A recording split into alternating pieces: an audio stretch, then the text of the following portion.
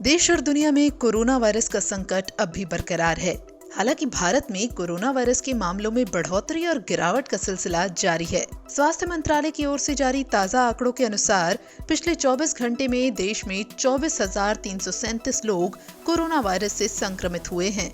इसके बाद देश में कोरोना वायरस की चपेट में आने वाले लोगों की संख्या बढ़कर 1,55,560 हो गई है। वहीं पिछले 24 घंटे में 333 मरीजों ने कोविड-19 संक्रमण के चलते अपनी जान गंवाई है और अब तक कुल 1,45,810 लोगों की इस वायरस ने जिंदगी छीन ली है। हालांकि देश में ठीक होने वालों की संख्या राहत दे रही है। पिछले 24 घंटे में ही 25,709 मरीजों ने वायरस को मात दी है और इस तरह से देश में संक्रमण मुक्त मरीजों की संख्या बढ़कर 96,06,111 हो गई है और देश का रिकवरी रेट बढ़कर 95.53% पर पहुंच गया है, जो अब तक का सबसे ज्यादा है। वहीं आंकड़ों के अनुसार देश में कोरोना वायरस के सक्रिय मामलों की संख्या 3,03,639 है। कोरोना वायरस का मुकाबला करते हुए पूरा 2020 गुजर गया है और अब हर किसी को वैक्सीन का इंतजार है। इस बीच केंद्रीय स्वास्थ्य मंत्री डॉक्टर हर्षवर्धन ने कोरोना वायरस वैक्सीन से जुड़ी कई अहम जानकारियां दी हैं, जिनमें से सबसे बड़ी बात ये है कि स्वास्थ्य मंत्री ने अनुमान जताया है कि भारत में नए साल के पहले महीने यानी जनवरी में कभी भी कोरोना वायरस वैक्सीन की पहली डोज देश में दी जा सकती है और सबसे पहले 30 करोड़ लोगों तक कोरोना वायरस वैक्सीन पहुंचाने का टारगेट है। जिनमें ये डोज पहले किन्हें दी जाएगी, इस बात की भी जानकारी उन्होंने दी।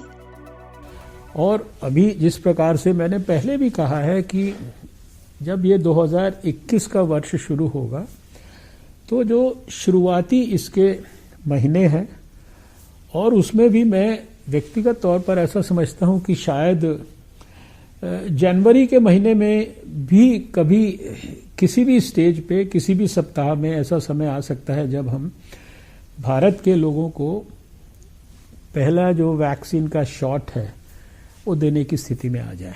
तो पहले जो 30 करोड़ लोग हैं, यानी पहले 30 करोड़ लोगों में क्या है, पहला 1 करोड़ जो हेल्थ वर्कर्स हैं प्राइवेट सेक्टर में भी या पब्लिक सेक्टर में भी, दूसरे 2 करोड़ लोग वो हैं जो कि दूसरे नंबर पे प्रायोरिटी वाले जो फ्रंट लाइन वर्कर्स, हमारे पुलिस की फोर्सेज हैं, पैरामिलिट्री फोर्सेज हैं, हमारे मिलिट्री की फोर्सेज हैं या हमारे सैनिटेशन स्टाफ है, कॉरपोरेशन के अंदर जो लोग फील्ड में फ्रंट लाइन में काम कर रहे हैं, ये एक करीब 2 करोड़ लोग बैठते हैं। ऐसे ही हमने ये देखा कि 50 वर्ष से ऊपर के जो लोग थे, 80% जो लोगों ने कोविड में अपने प्राण गंवाए वो 50 साल की उम्र से ज्यादा के थे, 80%। तो ये 50 साल से ऊपर के हर व्यक्ति को उस कैटेगरी में रखा है। ये करीब 26 करोड़ के करीब लोग बैठते हैं और 1 करोड़ लोग अभी हमने रफ एस्टिमेट किया है वो लोग हैं जो 50 साल से कम उम्र के हैं और शायद कम उम्र होने पे भी कोई ना कोई उनको शरीर में कोई ब्लड प्रेशर है, डायबिटीज है, हार्ट की, किडनी की या किसी भी प्रकार की कोई बीमारियां हैं। तो ऐसे अभी 30 करोड़ लोगों को प्रायोरिटाइज किया गया है। इन 30 करोड़ लोगों में जो हमारे हेल्थ वर्कर्स हैं उनकी लिस्टें पूरी बनके तैयार हो गई हैं देश भर में। ऐसे ही अभी फ्रंटलाइन वर्कर्स की लिस्टें तैयार हो रही हैं। जो अगली कैटेगरी है उसके लिए भी वर्किंग जो है स्टेट गवर्नमेंट के साथ मिलकर चल रही है। हालांकि स्वास्थ्य मंत्री ने साफ किया है कि अगर कोई कोरोना वायरस वैक्सीन लेने से इनकार करता है तो हम उस पर दबाव नहीं बनाएंगे। गवर्नमेंट की तरफ से तो वैक्सीन हेजिटेंसी के इश्यूज को मैंने जैसा कहा एड्रेस करने के लिए लोगों को शिक्षित करेंगे कि ये आपके भले के लिए है।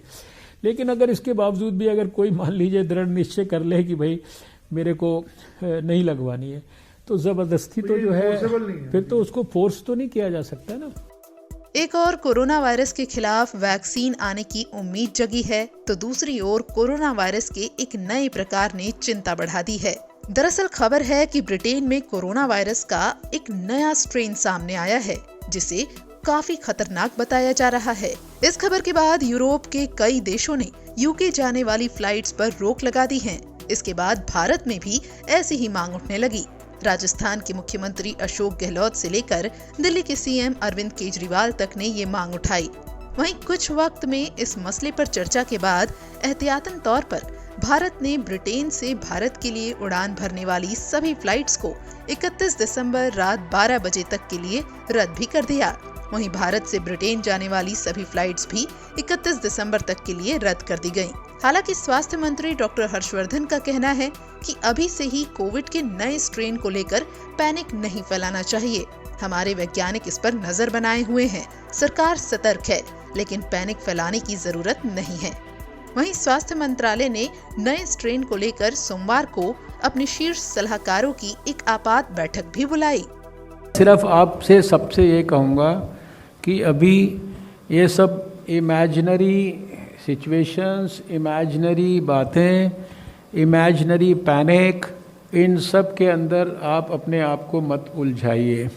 सरकार हर बात के लिए पूरी तरह से सजग है और जैसे पिछले 1 साल में आपने देखा कि सरकार ने आवश्यकता के अनुरूप जनता के हितों की रक्षा करने के लिए जो जिस समय पर आवश्यकता किया, वो सारी चीज़ें सरकार देख रही है। लेकिन अभी अगर मुझसे आप पूछे तो कोई इतना पैनिक का कोई कारण नहीं कि जितना हम पैनिक अगर अपने इस प्रेस कॉन्फ्रेंस में इंडिया इंटरनेशनल साइंस फेस्टिवल की बजाय अगर ये शुरू कर देंगे तो शायद फिर ज़बरदस्ती ज़रूर पैनिक फैल जाएगा।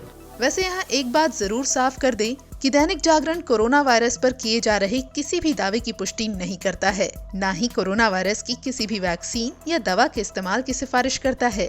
दैनिक जागरण के वीडियोस सिर्फ और सिर्फ जानकारी के लिए हैं।